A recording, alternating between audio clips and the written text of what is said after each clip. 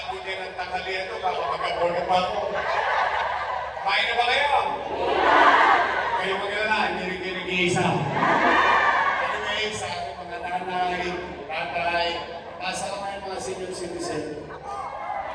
I love you. Ito po ang programang Kaagapay. I think, nababalitaan niyo na ito for so many months. Ang purpose po nito ay kung saan binaliktad po namin yung gobyerno.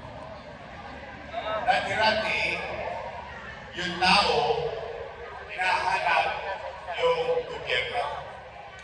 Tama po ba? Yan ba talaga yung normal?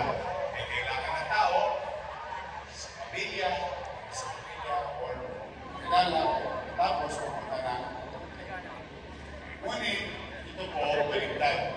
Yung gobyerno hinanap yung may problema ng tao. Kami na mismo yung naghanap. Kaya, itong Kaagapay na to, it's been ongoing since last year. In our own little way, kahit tipid tayo, kahit na tukod ang gastusin natin. Ang importante, ngayong araw na ito, maibsan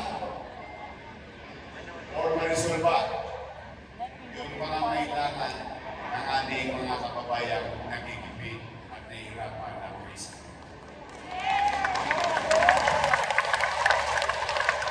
Kaya po, hindi kami natigil. Sino nakalibre sa kayo? Nasa kamay. Talaga? Sana araw-araw. Pero, na parang krisis, may sakit pa, may pangangailangan pa. But then again, hindi man perfecto ang gobyerno. At least, may maramdam ko man lamang sa iyo na may gobyerno sa lungsod